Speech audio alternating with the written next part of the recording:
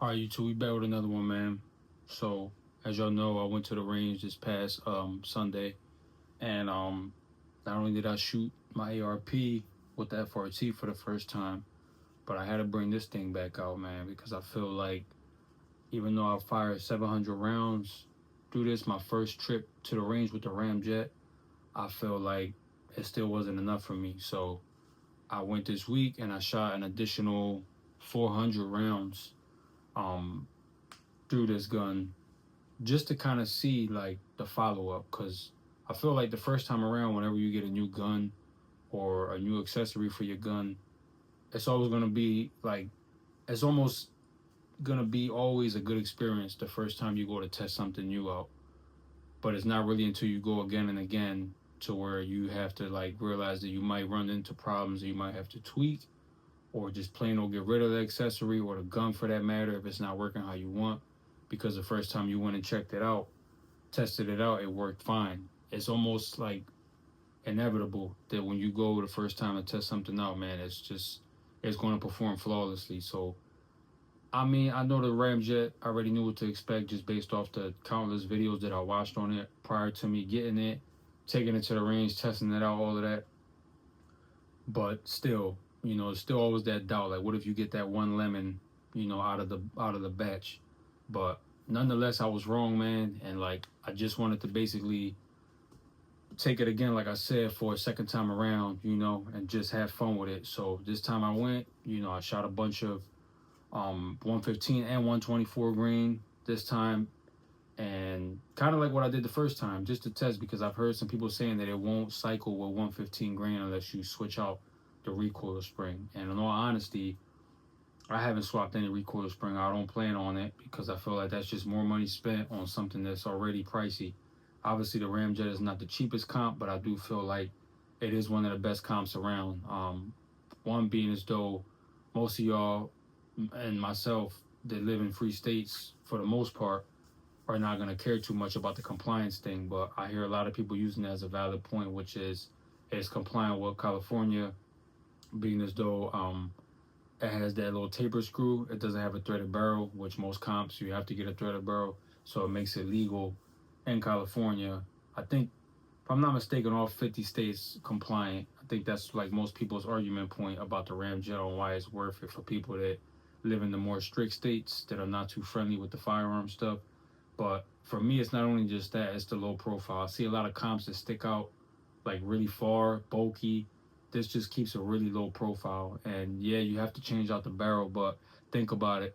Most compensators, I think all compensators, you have to get a threaded barrel at minimum. So you're going to have to swap the Glock barrel either way you like it if you want to put a compensator on your gun. And especially if you're going to be running it for EDC like I do.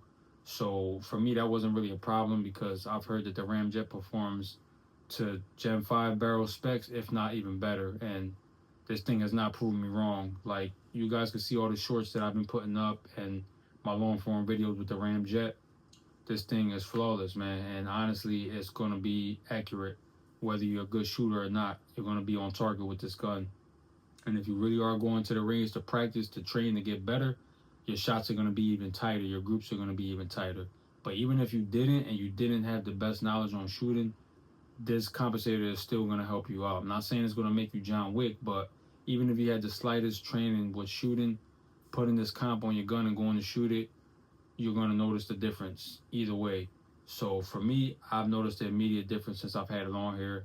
I've only shot it twice, but keep in mind, I put 1,100 rounds through 2 sessions. So for most people, that might not be a ton, but for an average person like me, that's a lot of rounds. That's not cheap.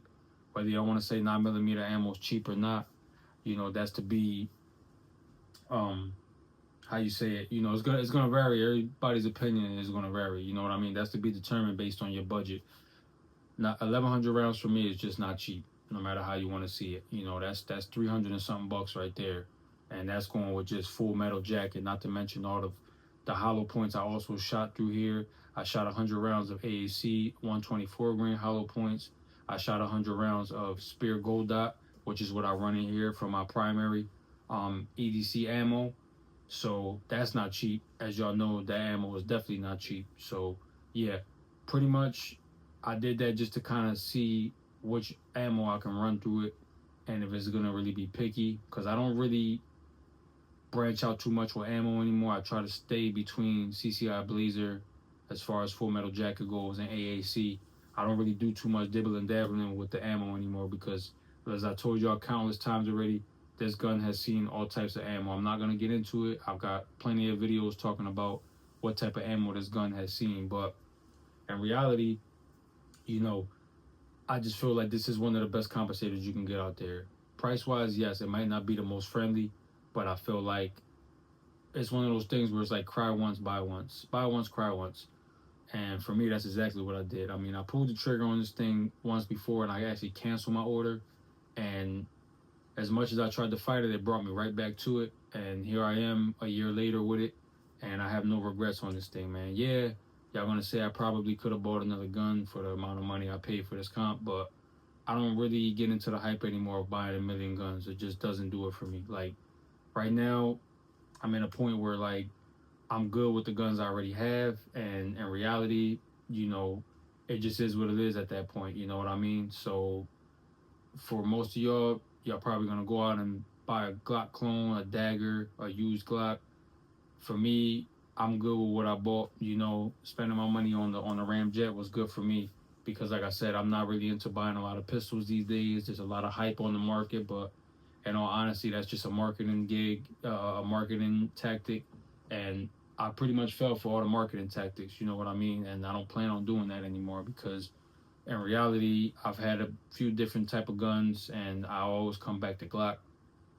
And like I said, man, I'd rather just accessorize what I have, and eventually down the line, I'll probably get another Glock or something like that. But it ain't gonna be too much more that I'm gonna be adding unless it's something that I really want. That's kind of what I've gotten to learn since I've been getting into firearms and understanding that you don't need every gun that comes out, you know. And that's besides the point. I don't want to get off topic, man. Like I said, I'm not gonna make this video too long. The Ramjet, 1,100 rounds, flawless victory. So far, so good. I mean, I know that's still not a whole lot of rounds to determine if it's gonna be reliable, but for me, it is. The 1,000 round mark is pretty much like my cap. So anything over that is a plus, but as of right now, I've been carrying it every day for the most part, between this and my 357. So I could say that I could definitely see myself carrying this more now because I know that the Ramjet is not going to let me down. And I haven't even got to clean it. I just really oiled it the first time when I got back from the range. So this second range visit, it just had oil. I didn't clean it. I didn't wipe anything down. I just simply applied some oil to the barrel, lubed it up a little bit, and it was good to go. So I feel like this thing could go plenty of rounds before you even have to clean it. But for me, that's probably not going to be it because I am pretty picky with my guns. So I do see myself probably cleaning it after the next range visit. But otherwise, man, this thing is a go. Like I said, I have nothing better else to say about this gun. I pretty much said all I can. Well, the compensator, but obviously, you know, the compensator is not going to work without the gun. So I got to kind of, you know, hype both up. But this is a flawless configuration package, whatever you want to say. Like this just goes like everything right here that you see. It goes perfect. The 19X, the Radiant Ramjet was made for the 19X. I won't say Glock 45, but I don't got a Glock 45. This is basically a Glock 45 at FDE. So I feel like I said the Radiant Ramjet was made for the 45 and the 19X, man. Any other gun is a plus, but I feel like originally that's what they were made for. That's what they were aimed for. And they knocked it out the park, man. I can't really say anything else good about this. So, like I said, man, that's all I got for y'all today. If there's anything y'all want to know about this compensator or the gun itself, you already know, man. Just hit me up in the comment section. Otherwise, I'm going to catch you on the next one, man. Happy Glocktober. Keep showing them Glocks off for the rest of the month. Otherwise, I'm going to catch you on the next one.